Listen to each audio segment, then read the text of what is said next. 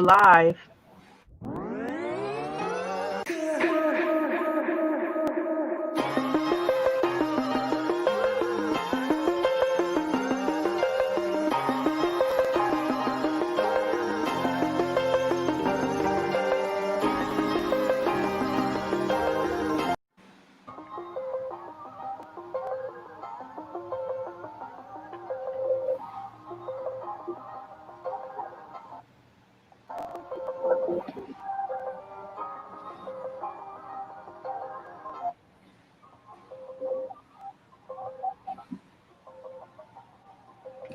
Okay, are we on the screen?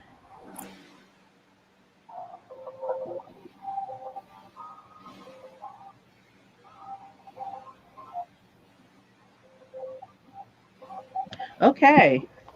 I think we're live. I think I hear some echo pushback. Is that me? That might be me. Let me Okay. log. I think we're live. I think I hear some echo pushback. Okay, guys, I'm sorry. That was me. Welcome to another Ebony Horsewomen live stream discussion. This time I will be your intrepid moderator. My name is Tiffany, and I am Ebony Horsewomen's social media manager and I just drew a blank. Social media manager and media coordinator. And today we are having another critical discussion, this time about a lot of the protests that have been happening and the pandemic and the impact it has on youth who don't have access to programs, their peers, after school extracurricular activities as a way to help cope with everything that's going on. Today, I will be in conversation with Armanthea Duncan. Armanthea Duncan is an academy dean at the Hartford Youth Scholars. In Hartford, and Hartford Youth Scholars is a 5013 nonprofit organization, and it is housed on the Trinity College's campus. And Armanthea is a proud native of Mississippi. We're glad to have you here in Hartford, Armanthea. And she began her personal educational trajectory at Jackson State University, which is an HBCU. Yes. And she studied political science under the tutelage of the state's most ardent and influential civil rights activists. Um, Armanthea was trained early to view her educational pathway as a vital tool to elevate the causes of racial uplift and liberation. Armanthea also attended the University of Memphis, where she earned 2 Masters of Arts degrees in both history and sociology. And during that time, she earned a graduate certificate in women and gender studies. Um, Armanthea, upon graduating from there, she also earned a graduate certificate in women and gender studies. She also was accepted into the University of Massachusetts at Amherst. Go UMass. In their Department of Sociology doctoral program, where she is currently an ABD. And so during her time at UMass, she worked on an NSF grant funded research on job insecurity among New Haven, Connecticut's Black residents. She worked for the Graduate Student Union, and she taught several courses, including social inequality, criminology, gender and crime, and sociology of law. Her research interests include sociology of race, racial inequality, Afro pessimism, environmental justice, and criminology, comparative historical sociology, sociology of health, and mixed methods research. So, as you can see, Armanthea is very well schooled and well versed in what we're about to be discussing today. Armanthea, did you want to tell us a little bit about Hartford Youth Scholars before we get started? Sure. So Harvard Scholars is essentially an enrichment program that works to get Hartford youth to and through college. We recruit students that are rising from sixth to seventh grade, and they make a commitment to our organization for 10 plus years. We see them through middle school, we see them through high school, and then we continue to see them through college and help them with job placement, career development, even after graduating from college. It's an extraordinary organization that I started out as a history teacher in their summer academy, then taught literature for that summer academy, and then was hired a year ago full time to run the very academy that I taught for. Um, it's because of that organization that I've come to be a resident of Hartford. Those kids, your kids, Hartford's kids, maybe fall in love with the city. They're extraordinary kids. They're wonderful, intelligent, passionate, driven. And Hartford Youth Scholars is just one of many platforms in you all's beloved city that makes sure that education is something that is accessible regardless of socioeconomic backgrounds. And it's just an extraordinary organization to be a part of. I feel super lucky. Excellent. And while we're here, I'm going to play a little video, promo video, just to give anybody who's watching a little bit more insight into uh, the Hartford Youth Scholars and what you're all about. So I'm going to play this little promo video, and then we'll be right back. Here at HYS, we know that the coronavirus pandemic is causing a lot of uncertainty for our scholars and families, and for everyone. While this crisis understandably raises a lot of questions that we don't know the answer to, what we do know is that now, more than ever, we are committed to our mission of changing lives through education, one scholar at a time. Our Hartford Youth Scholars are some of the nation's hardest working students, many of whom are not getting what they need at this crucial time. Here at HYS, we are working on ways to stay connected as a community, and we are supporting one another in every way that we can. In the midst of this global crisis, our scholars continue to be accepted to and graduate from some of the most prestigious colleges in the country. These young people are exemplars. They are bright lights, shining and showing everyone, despite their personal challenges, the power and transformation of educational equity. At this dark time, we all can look to the bright spots that Hartford Youth Scholars are and rest assured that the future is in very good hands. We appreciate your commitment to our organization and its mission. All of us here at HYS are standing by our scholars and their families, and we know that we can count on you to be beside us. We ask for your support as we continue to navigate this uncharted path. Together, we all will continue to be HYS strong.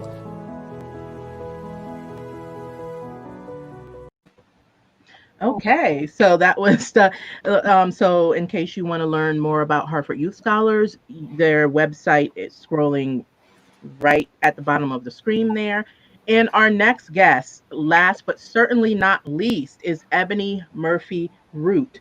Ebony Murphy Root is a Connecticut native, and she's a classroom teacher, heading into her 12th year of teaching English, literature, and humanities. Ebony earned a BA in English, Go English majors, and African American Studies, and an MA in Curriculum and Instruction. She currently serves on the board of Bitch Media and the executive board of the Heart of LA Democratic Club. So, Ebony, she currently resides in sunny LA. Ebony, thank you so much for joining the conversation. Welcome.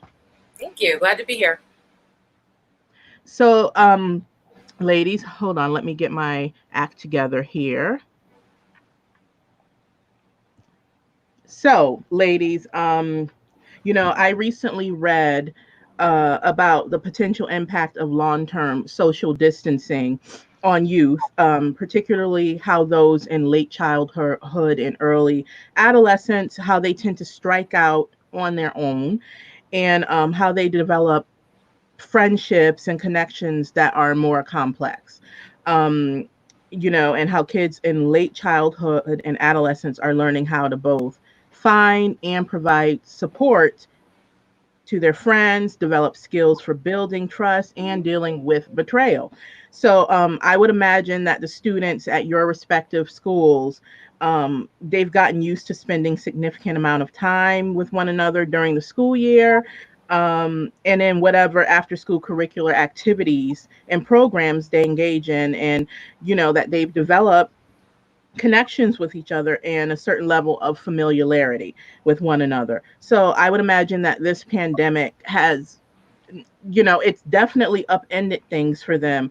Uh, Being able to be in school and to go to their programs, play sports, and just hang out with each other. And I know the young people in the Ebony Horsewomen program, a lot of them have come to really love and rely on the being able to come to our facility, and with us being closed and with everything unfolding around us with the pandemic, and now with the protests and with state violence and all the social unrest, there's really no way for them.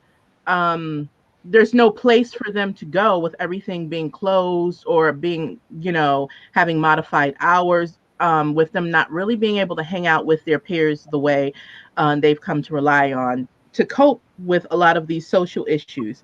Um, and right now, it's a powder keg right now. So this is the time where they're kind of figuring out how to form friendships, with deeper roots.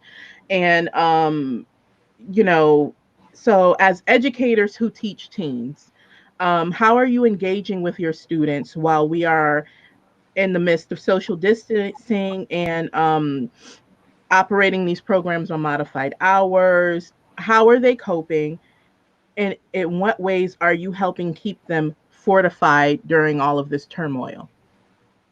Wow.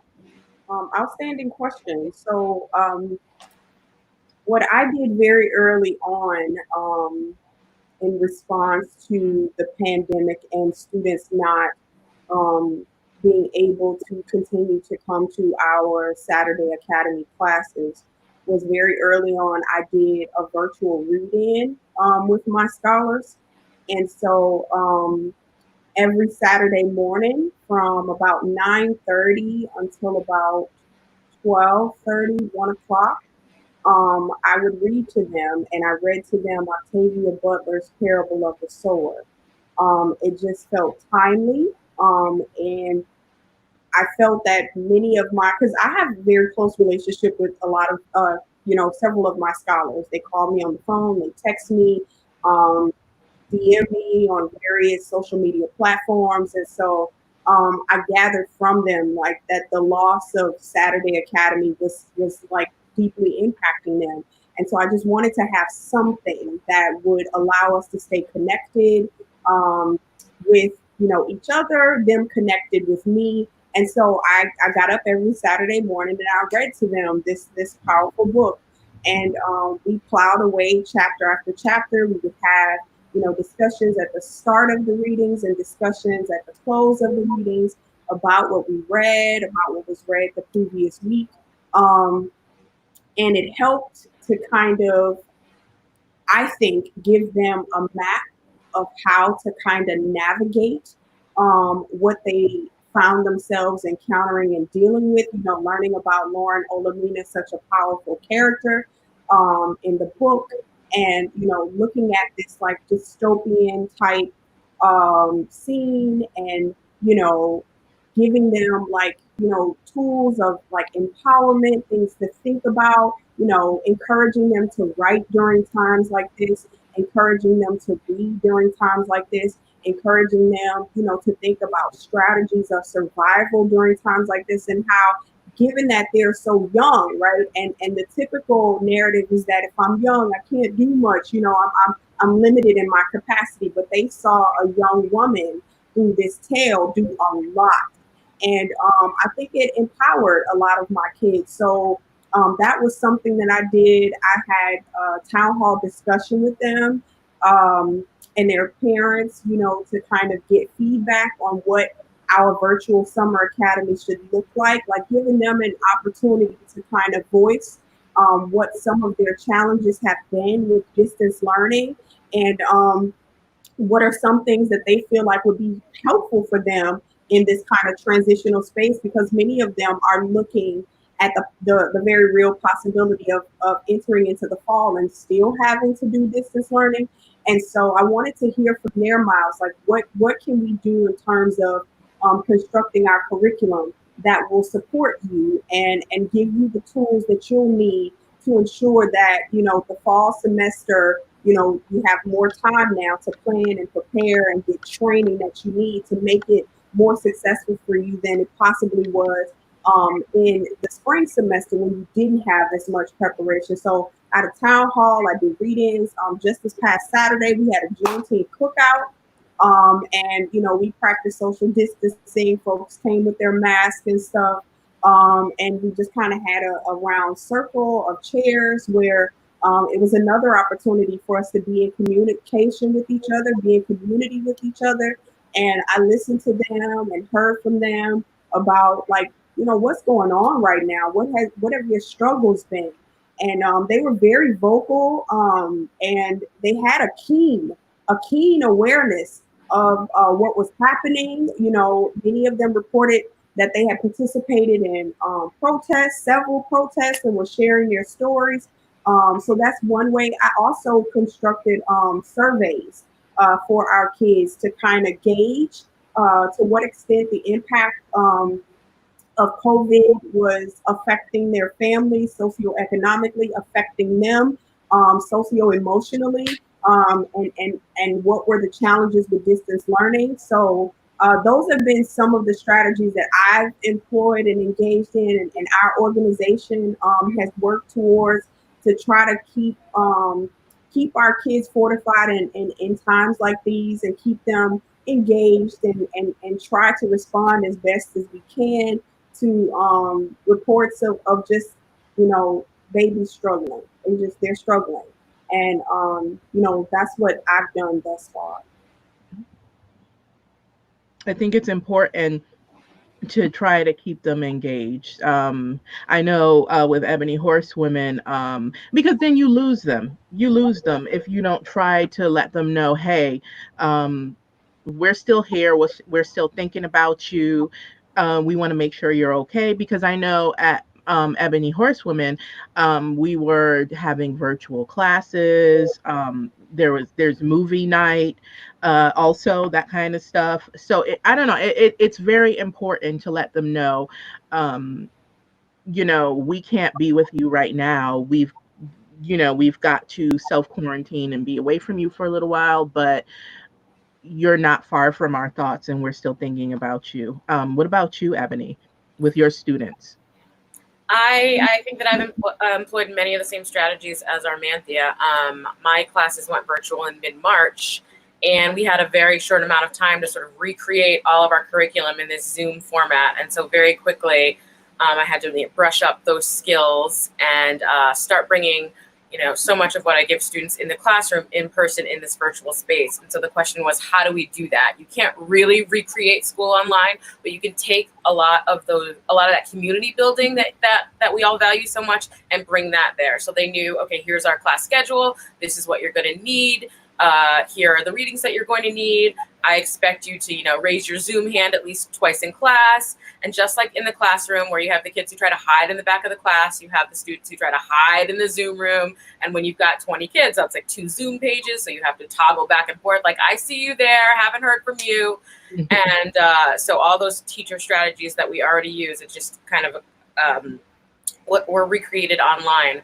I also recreated some of my electives. So I had a gender elective. I've done that for the past couple of years. And I reached out to those students and I said, would you like to do a Friday Zoom, gender in pop culture elective? And a lot of the students said yes. And so we would do that. We would bring our snacks, set up our Zoom. We'd have an agenda. I would also read to them. There's a great book called Step Into Your Power by Jamia Wilson. I read from that. I had this, Rad Women in America that I would read to from them, and we'd pick a person each day to study. And they showed up for that for 8 weeks in the spring during Friday lunch, 12:15 to 12:45, because I think they were coming for me and that connection, but also to be with each other and then to explore this topic that they'd all expressed interest in, which is gender in the United States. And so what surprised me the most is I think how much they crave that adult connection. You know, they've been home with their parents for 8 weeks, 12 weeks, and, you know, the Zoom class would be over and kids would be hanging around like, so Ebony, you know, what are you doing? What are you doing for the weekend? Did you go to the farmer's market? What vegetables did you buy? And it took me a while to figure it out that they just wanted to talk to me. I thought they had something to share. They needed help with an assignment, but really they were just looking for that connection. They wanted to know that I was still there as their teacher, as an adult outside of their family that cared about them. It's really eye-opening, actually. It is. Also, kids, particularly teens, they rely a lot on socialization. So what I want to know is, do your students understand the impact of what's unfolding around them, particularly any of the Black students you teach, particularly with now on top of the pandemic and not being able to be around one another? You have all of this stuff happening with state violence, increased police violence. I don't want to get political here. I'll just say shoddy leadership and just everything that's going on. Do they truly understand the impact of what's going on? Do they understand that their lives truly do matter? Because I can understand, I would imagine that what they're seeing unfold around them is confusing. So do your students, specifically the Black students in your programs and in your classrooms, understand? And even, you know, your non-Black students, do they understand what's going on around them and the impact of what's going on around them? And if so, how are they processing all of it? I can speak. My kids definitely know. And I mentioned earlier, like many of them have been to several protests in the area and have spoken, you know, at length about, you know, their engagement with the protests. Some of them quite critical and analytical of, you know, what has happened at those protests. They have a very very astute assessment of what's happening, far more astute than I would have had at their age. You know, they have an understanding and a language for like what Black Lives Matter is, what you know, police killings of Black bodies is, and also the shift. Like that was something that came out yesterday. The shift in coverage, right, of Black issues. And now, for many of them, it's like it's everywhere. That's what I constantly heard from the kids yesterday. It's like, you know, it's on social media, it's on the news, it's, you know, on cartoon stations. Every company has a statement and is making a proclamation of Black Lives Matter. It's inescapable for them. And because they're at home, right, and you know, they're constantly on their phones or they're constantly watching television and they don't have the luxury of escaping in ways that they used to. It's like on a constant loop for them. And some of them are finding it difficult, a challenge as well. You know, and that's to be expected. And we have to hold space for that as well. Like one of my students was like, I almost feel bad because I kind of want things to go back to normal, you know, and what do I do with that? Like, I want us to get justice. I don't want things like this to happen. And I'm glad that people are talking about it. But at the same time, like, my world looks completely different from what it looked like, you know, before we went into this pandemic. And it was one thing with the virus, and now it's something completely different with this, you know, with Black Lives Matter resurging, and it's just consuming me, and many of them have expressed that. But they're so engaged. They're beautifully and powerfully engaged. I get text messages at odd hours of the morning and night, Miss Duncan, can Black people be racist? Can you explain to me the difference between racism and prejudice? And I'm getting up and I'm having to have these difficult conversations, and I'm having to teach and at odd hours and in unconventional ways, because my kids know, they get it, they understand it, and they're feeling empowered by it as well. So it's great times right now. It's glum, but it's a moment to be so optimistic, because if they're getting this at such a young age, you can only imagine what the future of engagement can potentially look like for them. Exactly. And, it is very glum, but sometimes when enough is enough, sometimes you literally have to, you shake the table, you shake the table, you shake the table, and then eventually you have to push it over in order for change to happen. And, you see all of these. I know it's hard for a lot of young people, particularly teenagers, to process this, but you also see them, like you said, being fully engaged. You see them at these protests. You see them saying, enough's enough, we demand change. I don't want to keep coming of age in the midst of all of this ugliness. So yeah, it's unfortunate that it had to happen the way it happened, but sometimes, like I said, it's a powder keg. Eventually things explode, and now people finally get it. You have all of these uh, tone deaf corporations and institutions making all of these statements. People are, as the kids say, people are shook, but being shook makes things happen. Um, just to quote Mr. Nancy from the American Gods, what did he say? Anger gets bleep done. So, Ebony, what about your students? I will say, or my students would say in response to you, everything's political, which is something that I've been teaching them the whole time. Like, there's no way to have a conversation or an analysis of America historically or now without seeing it through a political lens. Education is political. Who has access to power is political. Who we see on CNN or MSNBC or Fox is political. Everything's political. So they would definitely see that. I also think they have a really keen awareness of time, that they are going to be adults very soon.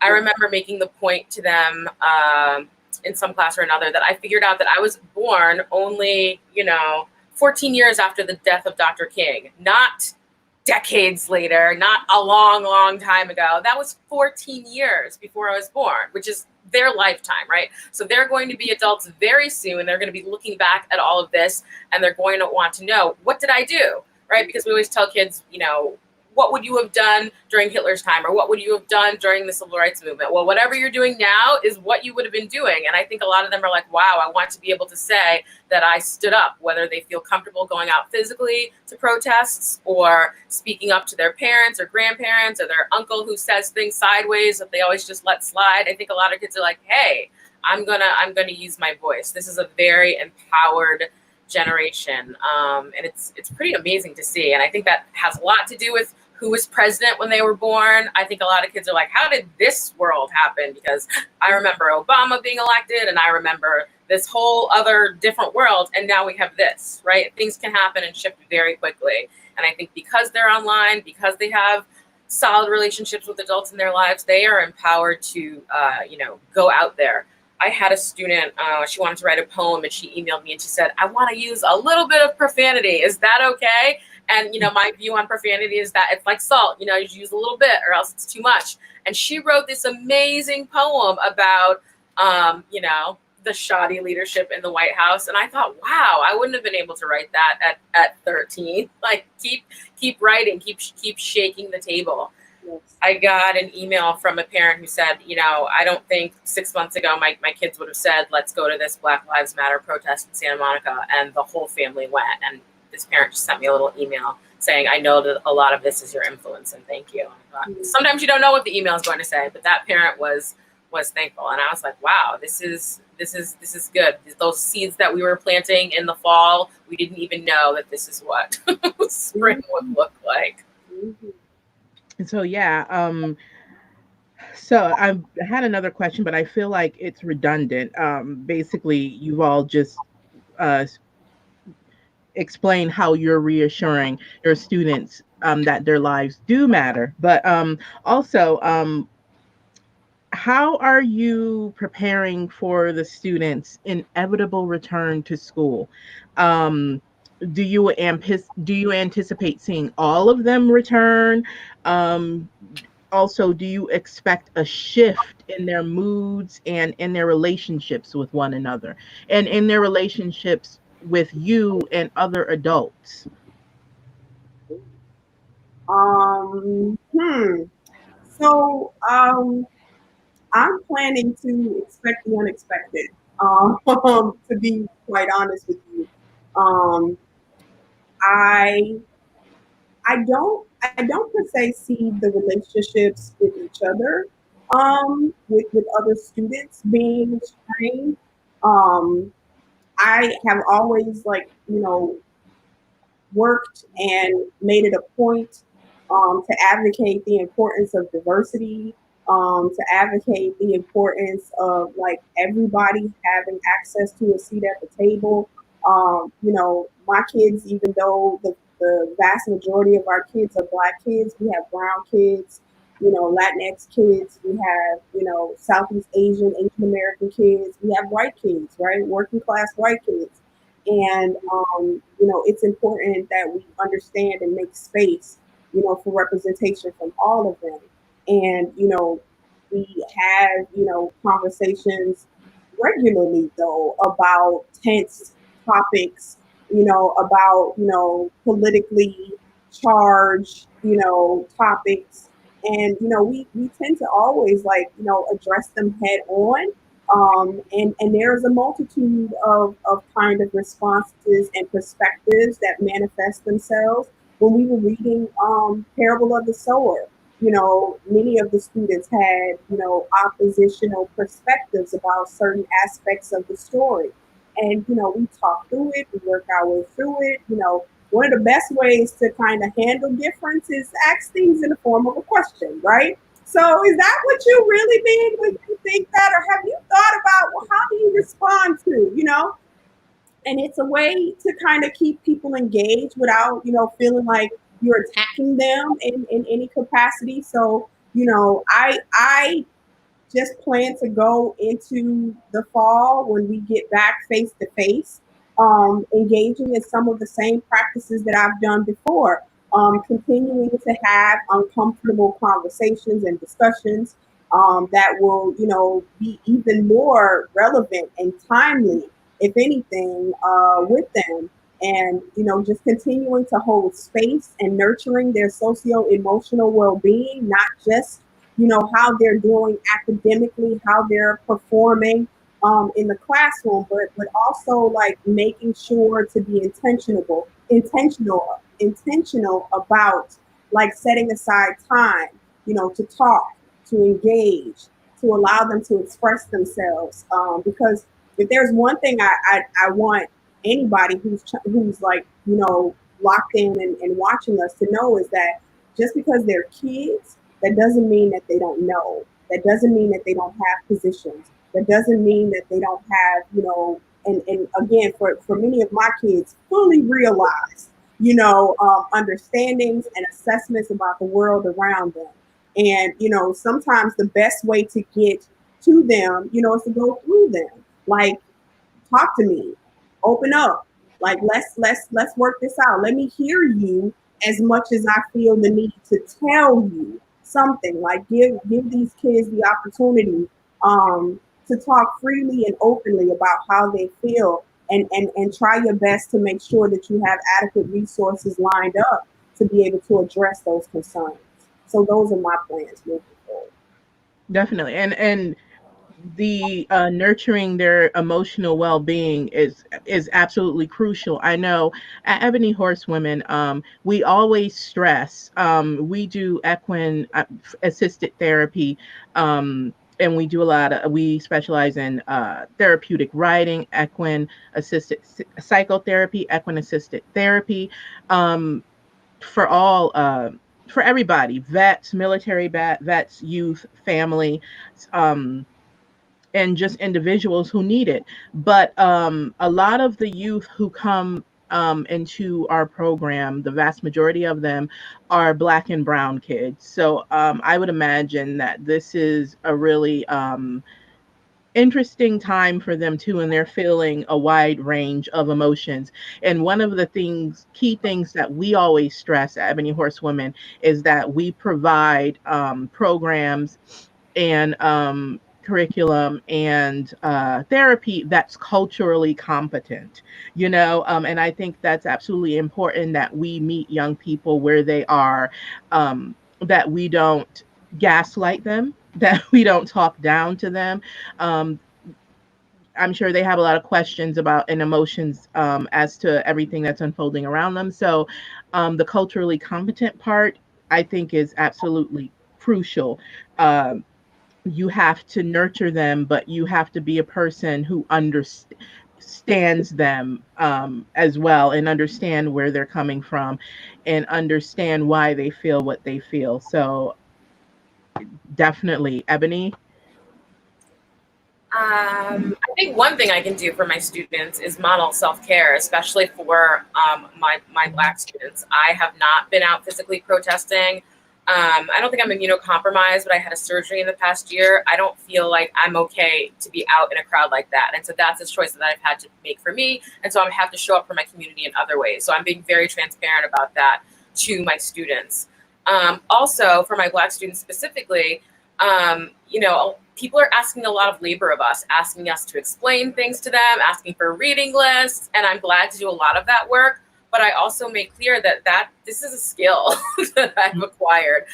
So my labor needs to be compensated, and it's okay for kids to ask that of their friends too. We're not just all here to teach everyone for free. And if you're tired or you can't or you don't feel like doing that this day, say no. We all have library cards. So modeling for my Black students how they can interact with their wider communities and their non-Black friends. And I do teach, the majority of my students are not Black, right? So being very clear about who I am in the Zoom classroom space, in the physical classroom space. My students know that I don't have a neutral classroom. Ebony's classroom is not neutral. There's not a both sides. This is not and I think they're clear on that. They can bring whatever ideas they have to class, but I'm going to give them a historical framing of why, we didn't all come to America as immigrants. Not true. We don't all have the same American experience. That's not true. So I just try to frame history and try to frame contemporary issues in a way that I would speak to you.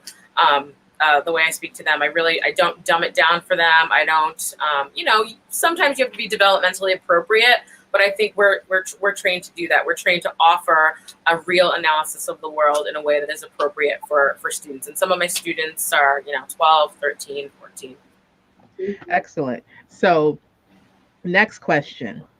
Are either of you emotionally prepared to rebuild whatever trust they may have lost in people, places that they've sought solace in, and the hope that they've probably lost in a system that's supposed to protect them and their peers, but that fails to do that, and that pathologizes them, Black and Brown kids, at every turn.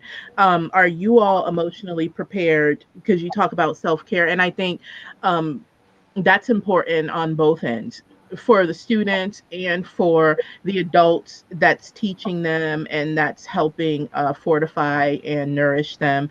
Are you all emotionally prepared to rebuild whatever trust they've lost?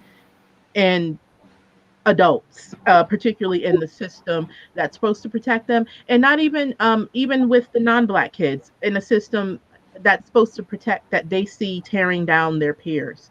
are you all emotionally prepared to rebuild the trust that they may have lost?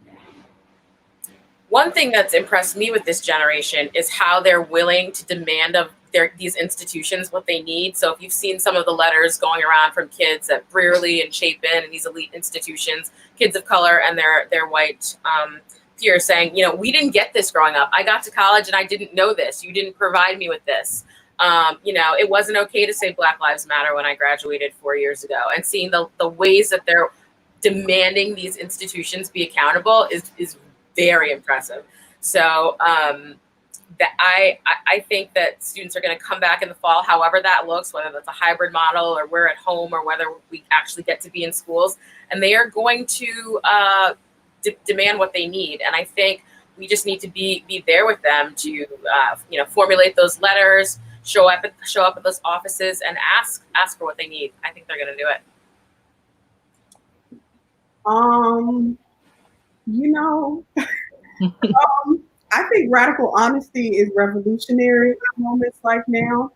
And I'm going to do my best, and I make it a point to be very transparent with my students about my own struggles. You know, recently, just this past semester, before COVID happened, and I also try to tell my kids to be prophetic with their work, you know, using history to help you to kind of determine and be able to predict, you know, the things that will happen in the future. Like it's so profound. And so this semester I had worked in collaboration with mental health providers in the city to come and give, you know, a talk to families and scholars about, like, you know, the need to hold space for the very real possibility. Like when you oftentimes when you're dealing with people who have high IQs or are high or like very intellectually, you know, very close behind is some type of mental illness issue, right? And I was very transparent with my kids in that moment about my own struggles with mental illness, and that there's no shame in that. And you know, let them know that just like any type of physical ailment, and you would run to a doctor without question to get that taken care of and seen, you have to do the same thing with your mental health. And so, you know, a part of me, I've cried in front of my scholars. You know, I've you know, shared extremely emotional, intense moments of anger, of passion, of sadness, of joy as well, right? And so, you know, looking at, you know, the fall, it's going to be a challenge for us all, you know. And I talk to them in terms of like we're a family, and we're going to hold each other, and you know, we're going to hold each other down as well, you know. And as much of a challenge that may arise in the moment, because I think it would be irresponsible of me to say that I'm going to be completely 100 and ready and on point, you know, to enter back into, you know, things as normal, because our notion of normal is gone. That's like completely like there is no normal. What's on the other side of this is a new normal. And we're all going to do our best to kind of navigate it as best as we can and address, you know, situations as they arise. I was talking to kids the very last time I met with my kids, I was talking to them about the importance of washing their hands and how, you know, coronavirus was this thing, you know, it's going to happen. It's not that serious. You know, if you just wash your hands, you just don't touch places where your hands are going to touch, then you're going to be okay. You're going to be fine. Encourage family members, encourage your siblings, you know, to wash their hands. And they haven't seen me again since. That's just how quick, you know, change can shift. And even as an adult, that's hard for anybody to predict their ability to be able to grapple. I never in a million years thought that I would not see my kids for months, you know, after having a conversation with them, encouraging them about the importance of washing their hands. I did not think that this thing was going to turn it around, flip it and reverse it. And I would not see them in months. I could not predict that. And so I can't predict what the fall is going to look like. I'm going to walk into those doors. I'm going to hug them. I'm going to do the work that I've been trained for several years to do. Make sure that information is disseminated to them. Make sure that they're informed, and make sure that they're equipped and ready to handle, as best as they possibly can, whatever the world throws at them. But I don't think, I'm not at a place right now to be able to honestly predict whether or not I'll be 100% ready. I'm just going to do my best and just show up. Yep. Coronavirus. But and that is that is a perfect segue into my next question. I imagine this has taken a toll on both of you as well. I'm not an educator, but I think about when it finally hit me, I'd say month 2, and just recently, I all I could think about was I never thought that I wouldn't be in my office and seeing the kids milling around, cutting up outside of Ebony Horsewomen, and shucking hay and taking care of the animals. I didn't think that I would not see that again in months. And then I thought about little things, little, but I was more upset and crying, kind of emotional about the principle of it all I can think about was just like my plants dying in my office, just all that stuff. And like you said, things could change just like that, because even at work we sat around talking about preventative measures and how can we make people feel safe when they come here to wow, we're not coming back here for a little while. So it takes a toll. And another thing I thought about the young people, not even just the clients who come there for accessible, because equine therapy, for instance, any kind of therapy, but equine therapy is not always accessible for people in urban areas. So I thought about the people that rely on coming to Ebony Horsewomen to seek equine therapy, who wouldn't be there for a while. I thought about, again, the kids, and when you're not able to connect with them personally, you kind of lose them. So I got emotional thinking about all that stuff. So I imagine this has taken a toll on both of you, being away from your students, and with having the shelter in place for so long, and then witnessing all of this institutional ugliness unfold. So I want to know, how are you both holding up? What self-care measures are you partaking in? I know you mentioned a little bit with self-care and with going to therapy and stuff, but what other measures are you partaking in to be able to be there for your students and to fortify yourselves?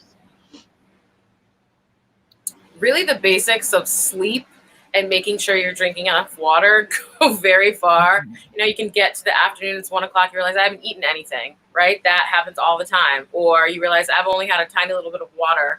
That's really important to remember. Also, I'm trying to be really mindful about what I eat, not in just making sure I get vegetables and fruit and all the, I think we're all doing a lot of snacking, but just being really mindful of what I put in my body, because who knows what everybody's health is going to be like, So I'm just feeling really aware of my body and trying to stay as strong as possible and as healthy as possible. And then reaching out to the adults in my life. I think that the kids, reach out to us. I'm always reaching out to my folks. So I call my dad every day, my aunties, older teachers in my community, to get what I'm giving my students. We need that as grown-ups too. So I definitely have my mentors that I look up to and call and ask questions and cry to, so that I can be that adult for the kids that I'm doing it for. I wish I had a similarly eloquent, reservoir of things that have been helping me. But to be quite honest with you, I've been struggling. I built a little lady lounge on the porch of my apartment and put like a bed out there, like a day bed and a little table and all kinds of like little pretty things and lights and stuff. And every now and then I can go out there and it gives me some semblance of peace. I go to therapy twice a month, but my therapist is a Black woman. And, I had a conversation with a close mentee of mine who works in the mental health field. And I told him, I don't think that Western practices are equipped to handle at the rate that we're experiencing collective racial trauma. I don't think that they have the tools in their arsenal to be able to like adequately provide us with the things that we need to on a consistent basis be all right. I've done fasting, ginger shots every morning. I've made attempts to, be mindful about the things that I eat and stuff and try to be healthy. But to be honest, every day that you hear about another person dying, or every moment you wake up and justice has not, shown up, you find yourself reverting back to that same, space of darkness that you once were in, that you tried so hard and you fought so hard to climb out of. And it's like an endless loop, and to be honest, like I'm just surviving. That's when people ask me, and I'm honest about that, like, how you doing? And I was like, I'm surviving. I'm doing the very best that I can. Some days I'm not well. I am absolutely not well. I talk to my kids, I have certain ones that call me every single day. And, we chat and I rap with them and I have, friends. My dad calls me every single day. My mother calls me every single day. Sister calls me just about every single day. But, I'd be lying to you if I said it was enough. There are more days that I don't feel well than there are days that I do feel well.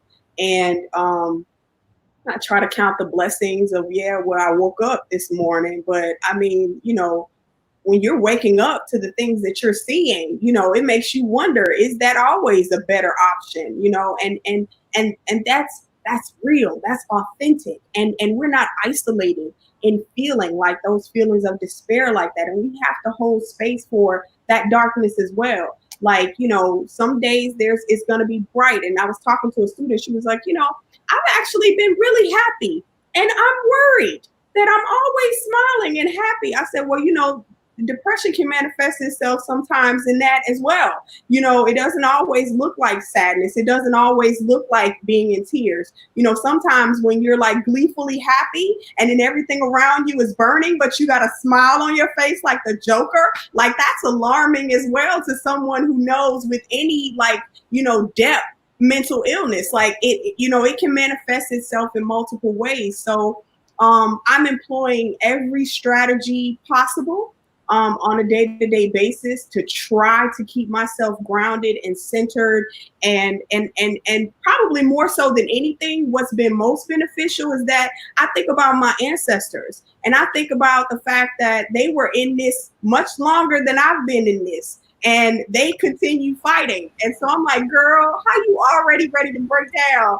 And it was like Ebony, it was years in a day. It was months at a time. They was walking to work. You get in a car every day and drive yourself to work. They was walking miles. When they were boycotting it, girl, you already ready to give up. And I'm like, yes, ancestors, I'm ready to give up. I'm tired. They were like, well, girl, you better get a drink of water, get a nap, get up, and then fight another day. And if anything, that's what has grounded me more so than any type of like self-care, mental health, whatever the buzzword practice is. It's just that remembering that the work has to be done and I have to do my part. And it's irresponsible of me to just like tap out. I got to do my part. It's not always a protest, but sometimes I show up to the protest too. It's not always writing, though sometimes I write too. Sometimes, it's conversations, intimate moments. Sometimes it's being on a live platform talking about this on a Saturday in the afternoon, right? It's just doing whatever you can and in whatever space you can to contribute to the ongoing movement. And that's what's been really helping me. Absolutely. Yeah, and I love how you said you got to give space for the darkness too. That's something I definitely subscribe to because at first as someone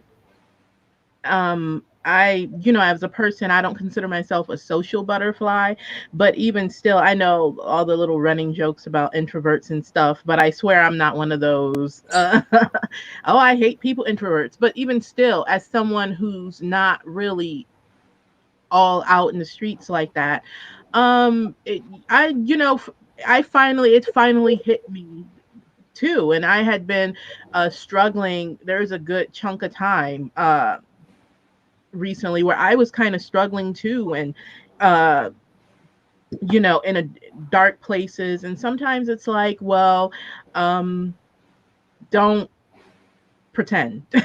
Don't pretend. Be in that dark space, but do what you have to do to fight it, work through it, process it, do what you need to do to kind of be back in your neutral space, unplug. Right. Do whatever you need to do, like you said, to survive. And so, on that note, is there either of you have any final thoughts? Let me see what the people are saying.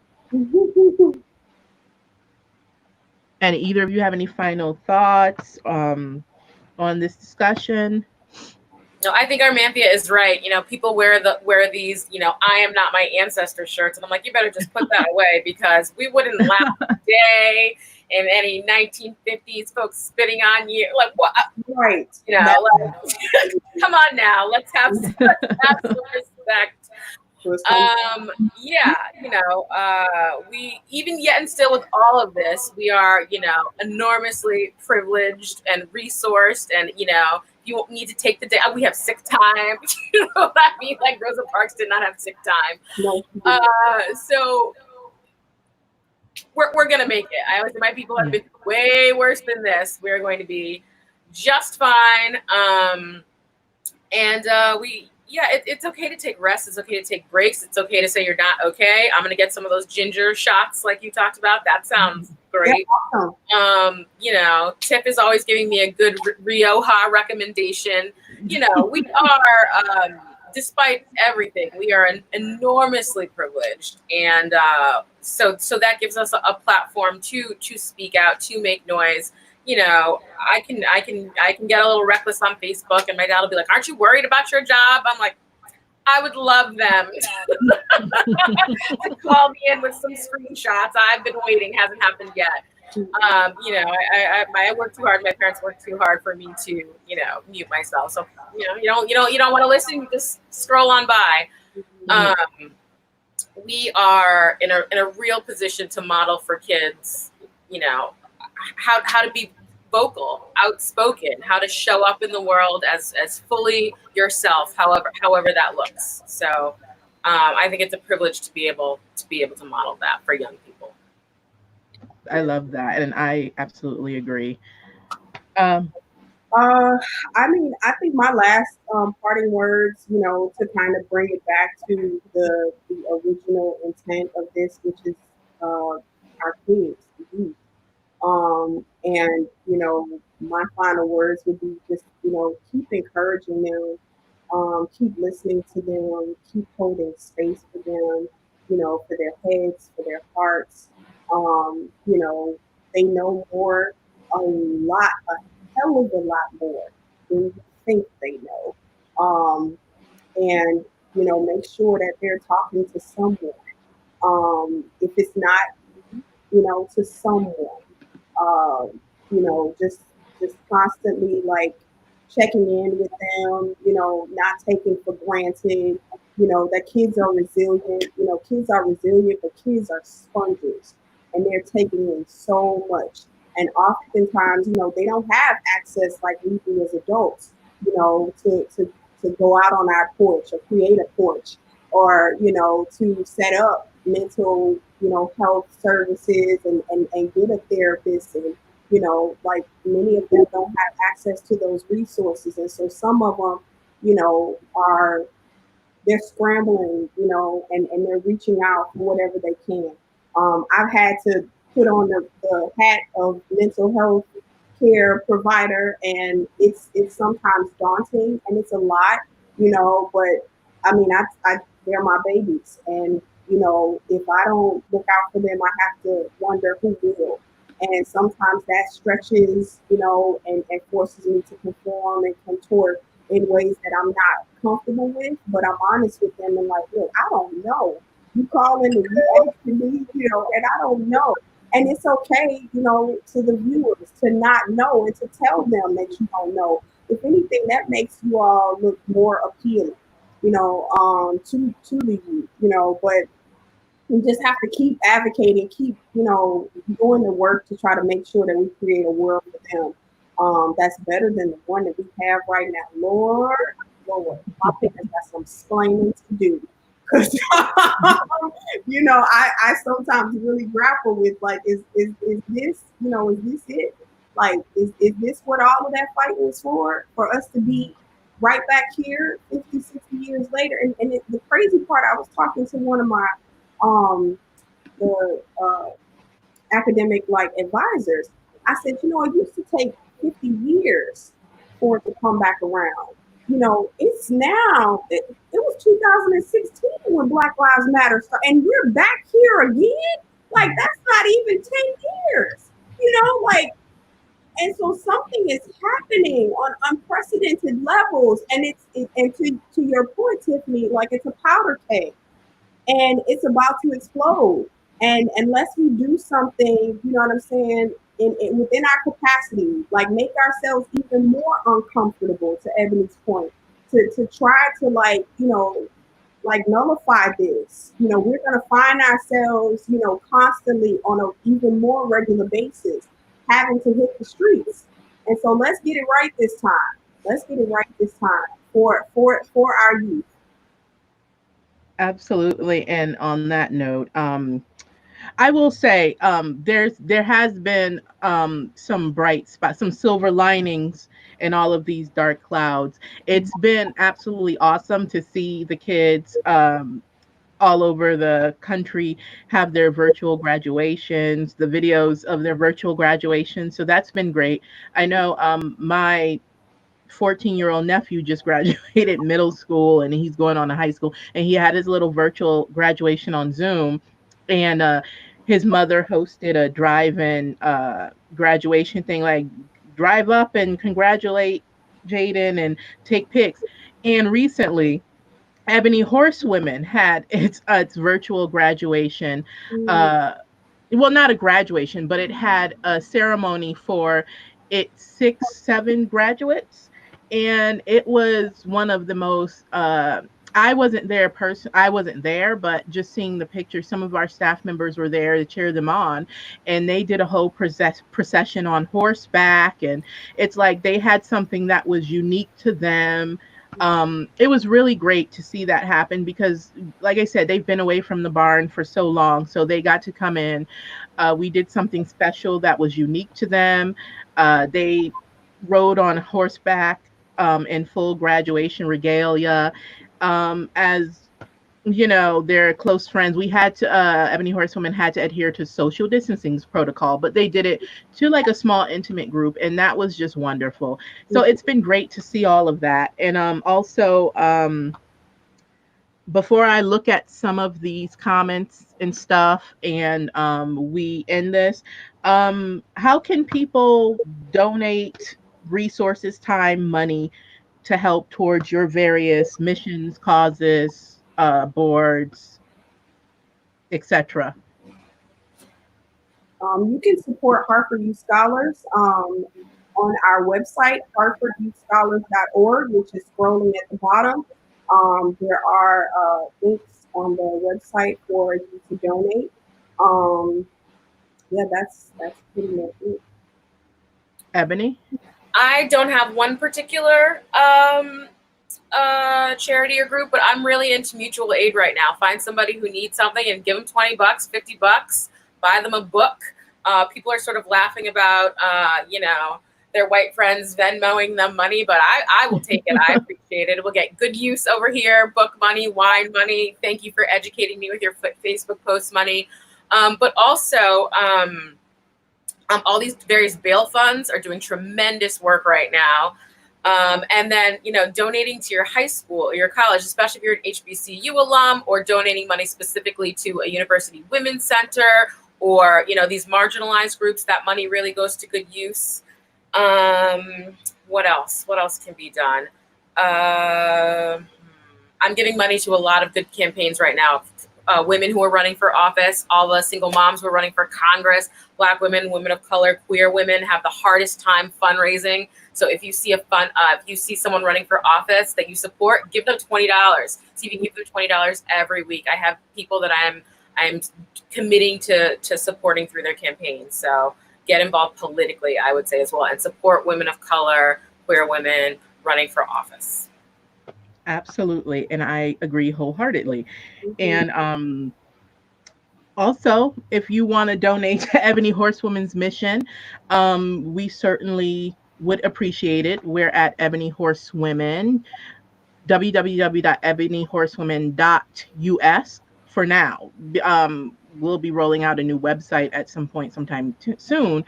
But for now, you can donate towards our mission of, once again, providing culturally competent equine-assisted therapy, workshops, youth programs, and all other kinds of equine programs that's accessible to people in urban areas in particular. We've been in Hartford for years. We're a Hartford institution, and that is what we do. And we're a nonprofit. All donations are welcome. You can go to ebonyhorsewomen.us. Follow us on social media to stay abreast of everything that's going on and to see the work we're doing amidst all of this stuff that's going on. Like we've been saying on social media, we're still here if you need us. So yeah, and then that's how you can support us, or any other Black business. That's another thing I've been doing. I've been, like Ebony said, donate to get involved politically, donate to candidates that will help improve the quality of your communities. Donate and support these kinds of businesses, Black businesses, particularly nonprofits, especially nonprofits. So yeah, on that note, I'm just going to read some of these comments because it's been on and popping in here. Let me blow it up. Kat Young said, excellent suggestions, Ebony. I don't know if you all can see these. Yeah. Oh yes, and Heather Lawson said, let's collaborate also. Absolutely. Oksana says, thank you, Ebony Horsewomen, Tiffany, Armanthea, and Ebony for everything you do. Thank you, Oksana, for your support. Let's see. Heather, there have been some silver linings, those dark clouds. Dahlia says, you all are amazing. Thank you. Thank you. So are you all. A couple of funny things. Let's see. Let me also give a shout out to the Free Black Women's Library, founded by Ola Ronke. Ola joined my summer poetry class this week, giving her labor to my students. And so that is definitely an organization to support. She runs a library. All you have to do is show up with a book to trade written by a Black woman, and you can take a book home, and she is just doing this. It's just her doing all of this work. So you can send books to her or send her money to buy books, and she is supporting Black women writers and sharing Black women writers with the community. And what's her name again? Ola Ronke, Free Black Women's Library. They're on Instagram. They're everywhere. Okay, I'll look them up for certain. And then one more, someone says, thanks for the truth, Armanthea, because this stuff is nothing like anything else we have experienced.